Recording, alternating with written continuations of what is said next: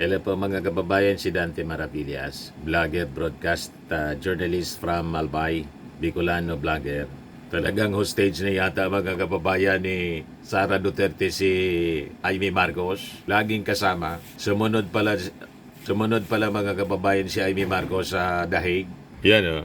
Gustong bumisita din sana. Pero I think hindi pinapasok sa loob ng detention cell ni Digong. At sabi ni Amy Marcos sa interview, may final daw siyang batas sa Senado na bawal ang tinatawag na extrajudicial rendition.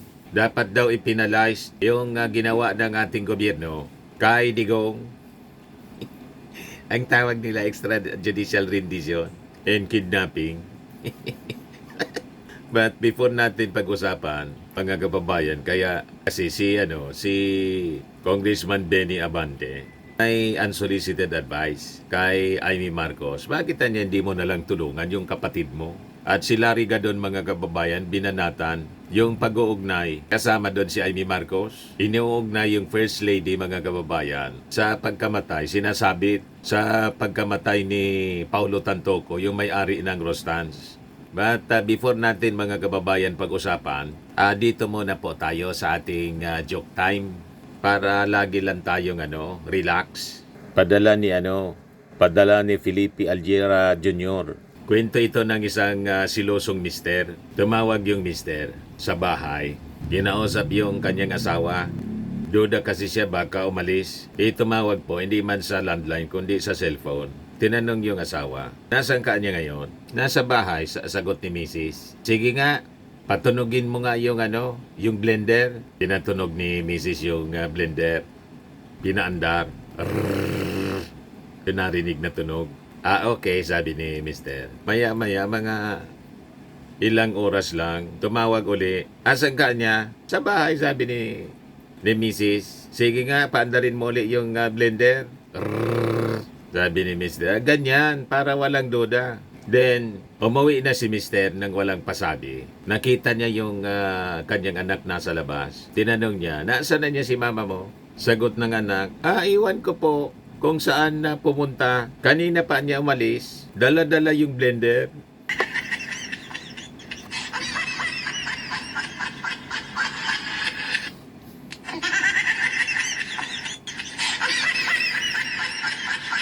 Dala-dala pala po yung blender. Lumayas ng bahay. Dala-dala yung blender ng mama niya.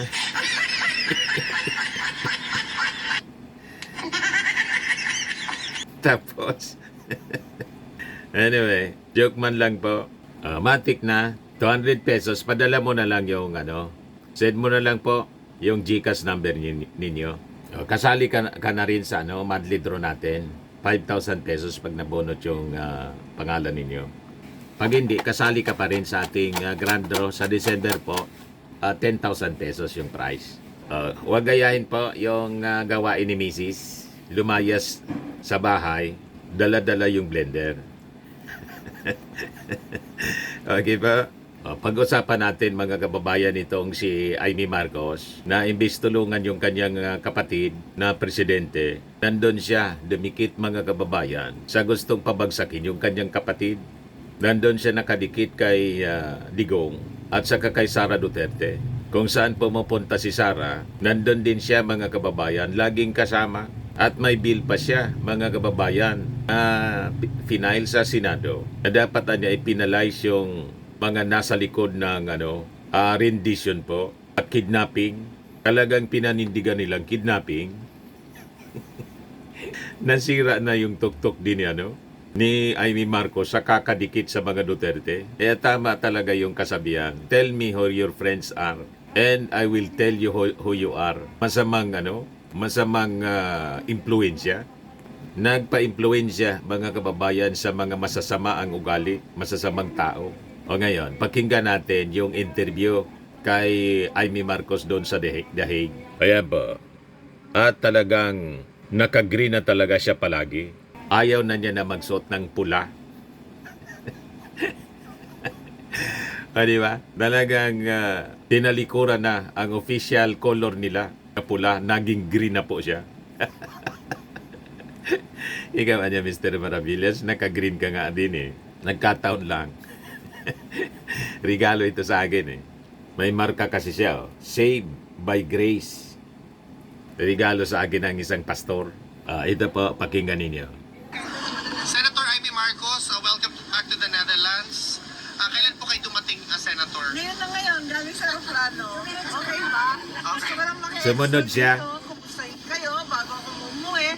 At pinuntahan ko ang ating mga kababayan, mga kaigan ko, ng mga Ilocano, mga Waray, mga Bisaya sa UK at pati na rin sa Italy. Napakarami po nila at iba't iba yung problema nila. Pero in the meantime, nag-umpisa na tayo magpila ng iba't ibang mga batas sa Senado. Siyempre, yung mga priority bills ko, pero maliban doon, may bago akong bill, ang President Rodrigo Roa Duterte bill, which is SBN 552, at ito ang nagpaparusa at ginagawang krimen, ang extraordinary rendition. Hindi na dapat makulit ito nangyari. Hindi pala extrajudicial, extraordinary rendition pala yung tawag. Talagang yung pangalan, mga kababayan, na nilagay niya, President Rodrigo Duterte Bill. Matindi. Itong video ito, mga kababayan, interview ng kanilang supported na vlogger doon, si Alvin, yung Tourism, YouTube channel nila. Avid supported din ng mga Duterte. Yun ang palaging nag-interview. So nakita ninyo, mga kababayan, ang pangalan ng titulo ng bill, President Rodrigo Duterte Bill. Talagang dinisenyo niya purposely para bigyan ng hustisya, mga kababayan, si Digong. So gusto niyang magka-hustisya si Digong. Silent, mga kababayan naman, nakakabinging katahimikan. Never niya na-mention ang kalagayan ng mga biktima ng extrajudicial killings, mga kababayan. Tulad ng mga naging victims ni Pacquiao, nandun siya sa side ni Pacquiao. Sa hearing sa Senado, mga kababayan, never na sumama sa pag-iimbestiga doon sa mga alleged victims po ni Pacquiao sa Senate investigation na pinangunahan po ni Risa Hontiveros. Yan ang nakakalungkot dito. Babae pa naman siya. You see, ituloy natin ang sinasabi ni Amy Marcos. Nangyari kay Presidente na kinidnap siya at Kinidnap dinalayo sa daw. ibang bansa. At papatawan natin ng parusa. Wala tayong masasabi dahil yung ICC ang may proseso sila na kanila, pero para sa atin sa Pilipinas, labag din sa ating batas ang nangyari. Kaya kailangan managot. Ikalawa, may ombudsman case na nakatenga. Yun nga lang, naghihintay ako sana tapusin kasi magbabago ang ombudsman. Kinakabahan ako, baka hindi na dinggin. Ganun pa man, dali natin yung kaso at pursigin natin para managot ang talagang nagbutos nitong kababalaghan.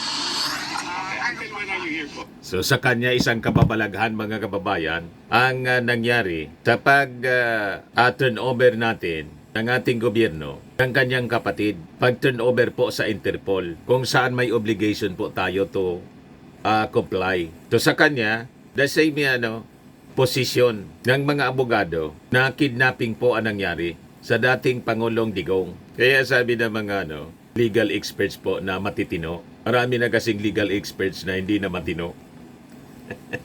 Gusto nila na ibalik sa Pilipinas si dating Pangulong Digong. Di ang ibig niyang sabihin yan, gusto nilang ibalik sa kidnapper yung kinidnap.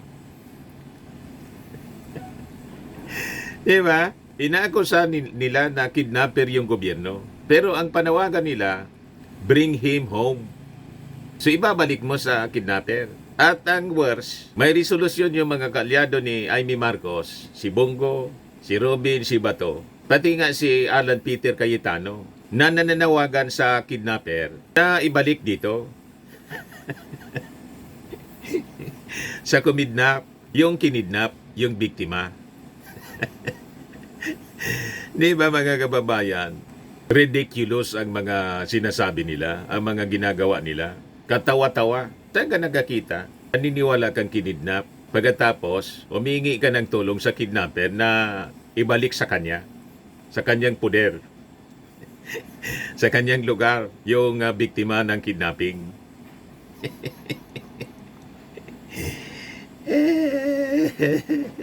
Kung hindi mga buwag ang mga taong ito, ano, ano ang tingin ninyo mga kababayan?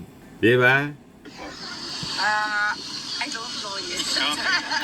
Inisipit ako siya sa Saturday. Saturday. Alam mo naman, backup dancer lang ako. Kanina, hindi ko na binanggit sa inyo, napag-usapan namin sa loob ni Pangulong Duterte, si Senator Amy. Kasi binanggit ko sa kanya na nandito si Senator Amy, and nag-request din siya ulit sa ICC through the lawyer kung pwede ba siyang makapasok doon. At tinanong ako ni Pangulong Duterte kanina kung bakit daw gusto pumasok ni Senator Amy. Sabi ko, baka gusto ko kausapin. Sabi niya, ano naman sasabihin niya? Sabi ko, well, hindi ko alam. Sabi niya, pareho kayo kasi nasabi ang politika yan lahat. It's all politics. Sabi, politika yan lahat. It's all politics.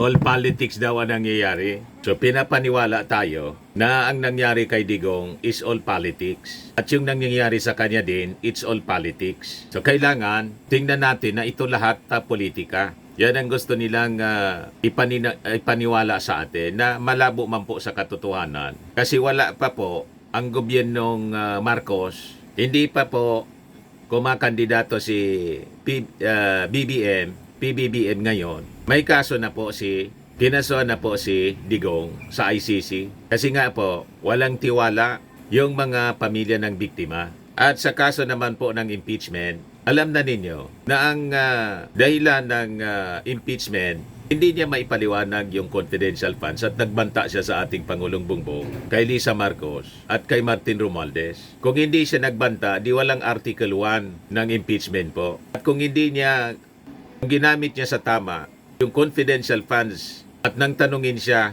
ipaliwanag na niyang maayos, wala sanang Article 2 ng impeachment. So lahat ito mga kababayan, nililabel nila na all politics lang po, hoping na mauto tayo.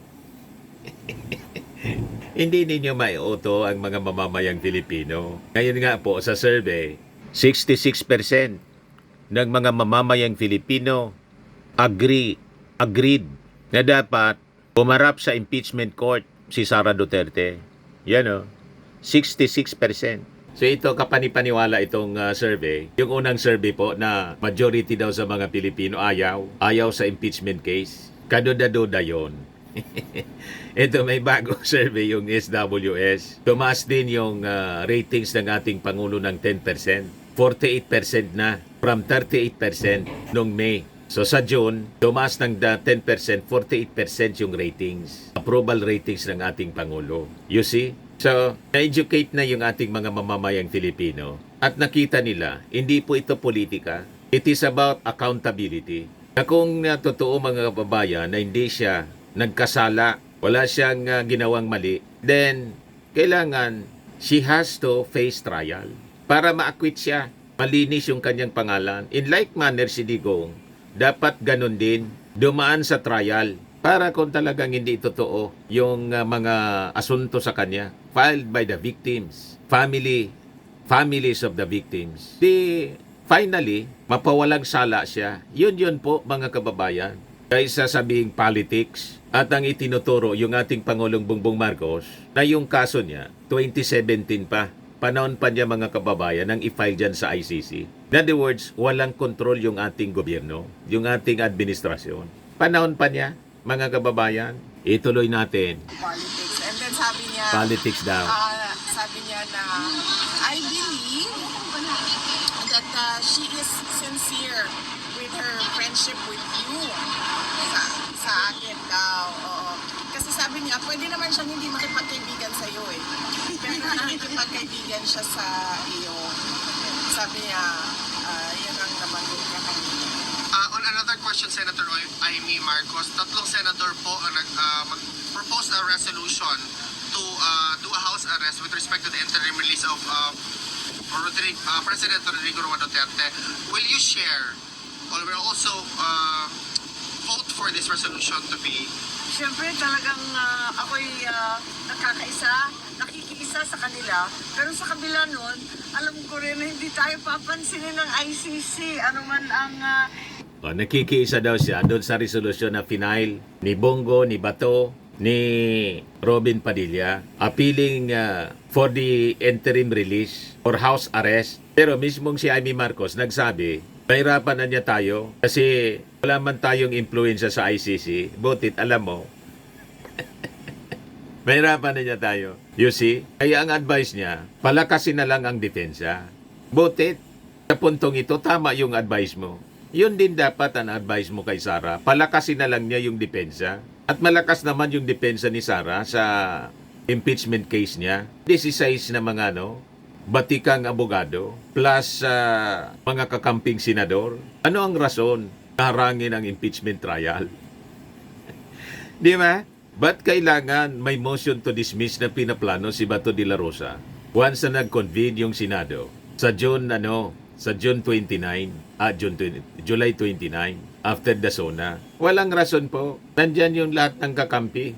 Kailangan na hayaan na magkaroon ng presentation.